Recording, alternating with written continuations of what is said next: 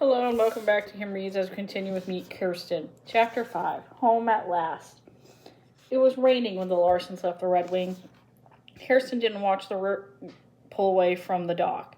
She didn't want to see that boat ever again because Marta had died on it. She was lonely for Marta, and there wasn't any sun in Minnesota to look at with a prayer. So Kirsten looked at the town of Riverton. She saw wet houses, wet trees, and wet horses pulling wagons loaded with wet logs. She blinked with the rain. "God bless you, Marta," she whispered. Mama touched her cheek. "Cheer up, Kirsten.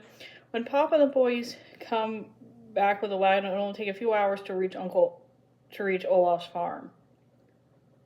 A child died. What's wrong with these people?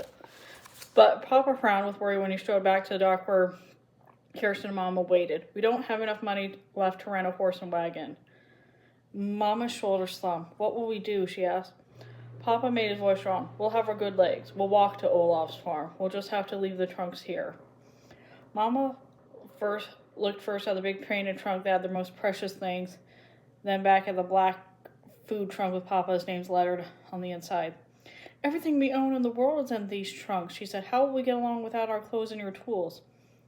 "We'll take what we can carry for now. We'll have the trunks shipped later," Papa said. "Don't lose heart." He began taking blankets and tools from the big trunk. After a moment, Mama said, "It can't be helped. We'll send for them soon.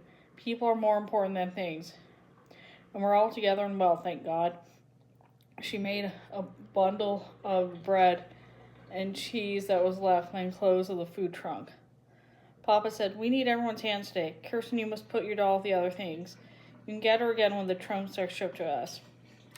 Kirsten knew she couldn't say no to Papa. Gently, she put sari on top of the sweaters and linens in the painted trunk. Before Papa closed the top, she kissed Sari's faded cheek. "You'll be with me soon," she whispered. Then Papa fastened the lock, and he and Lars dragged the trunks to the warehouse. The family followed Papa down the road along the river, past tiny houses built of split logs. Everyone carried a bundle, and they walked for hours. Kirsten's boots were heavy with mud. Her wool skirt was soaked through her petticoat. Sometimes she heard a cow moo, but there were long stretches of forest or prairie between farms. Even Lars was tired now.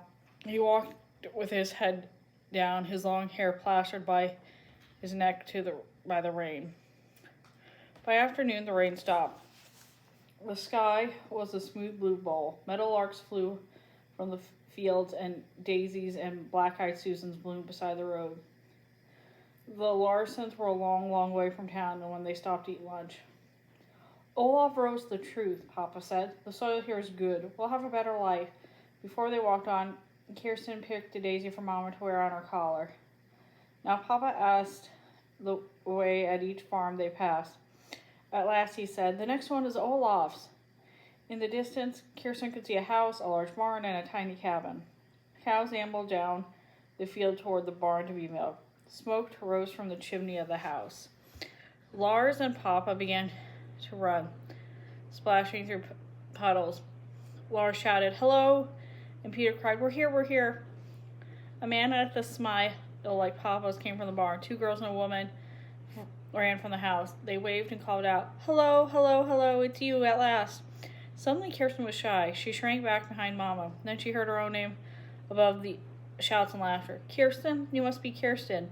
The taller girl, who had brown braids and great eyes, took the heavy bundle from Kirsten's arms. "I'm Elizabeth. I've watched for you every single day." The little girl with rosy cheeks crowded in. "I've watched too. I'm Anna." Everyone was hugging. Aunt Inger were trying to get all the children into her arms at the same time. Papa and Uncle Olav pounded each other's shoulders. Uncle Olav grabbed Lars, then lifted Peter off his feet. Mama cried, Aunt Inger cried, then they started hugging all over again. Uncle Olav said, "Come see the barn." No, you don't," Aunt Inger said. Her smiling face was flushed red. "First we'll have supper. They're tired and hungry, Olav. They've come halfway around the world to be hid." "And we walked all day long," Peter added. Aunt Inger hugged Peter again. Then she turned to Mom and Papa. "You can get settled on your cabin after supper," she said. And tomorrow you men can look at the barn while we women talk.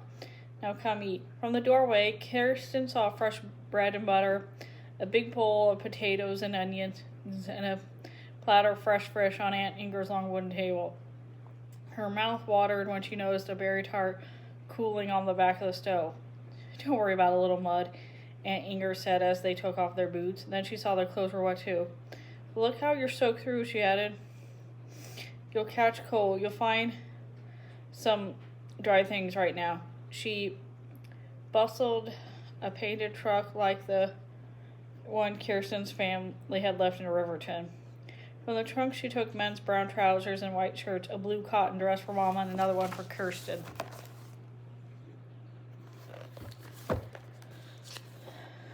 That was Lisbeth's, but she's outgrown it. It will do for now, Aunt Inger said. Go put it on and come right down for supper. Kirsten followed Lisbeth and Anna up to the ladder to their place in the loft. Anna gave her a piece of worn quilt to dry her arms and legs. Tomorrow we'll show you our secret fort, she said.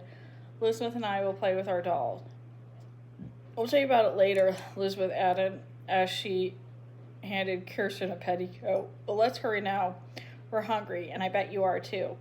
The dress from Aunt Inger was patterned with little red flowers. Kirsten pulled the soft cotton over her head, and Lisbeth did up the buttons. Now, Kirsten was dressed like her cousins. She followed them down to the ladder into the cozy kitchen. When Aunt Inger saw Kirsten, she laughed and pretended to be surprised. Who's this new girl? She asked. Have I seen her before? Mama took Kirsten's hand and turned her around for a good look. Why don't you recognize Kirsten Lawson, my American daughter? The next morning, Kirsten woke up in her very own bed in a small log cabin on Uncle Olav's farm. The cabin was made of split logs. It had a bare plank floor, a small fireplace, and one tiny window. Through the window, Kirsten could see a maple tree. I'm home, she thought. My cousins live right next door. We'll be friends. The morning sun was already hot, and grasshoppers hopped in the long grass when Elizabeth and Anna led Kirsten down the path toward the stream. You didn't tell your brothers about our fort, did you? Anna asked. Our fort is only for girls. Anna's cheerful round face made Kirsten smile. No, Anna, I didn't tell them about the fort. I can keep a secret, I promise, she said. Oh, good. Anna carried her rag doll under her arm. The doll's smiling, painted face made Kirsten miss sorry all over again. Elizabeth held up her hand to stop talking. Is anyone coming? She asked. Anna scampered back a few steps and looked down the path they followed through the woods. No one's coming. We're alone. Follow me then, Elizabeth told Kirsten. She held up a pine branch and stood off in the woods. A carpet of sweet-smelling pine needles covered the ground under the trees. We go to our fort through the pines so we won't leave footprints.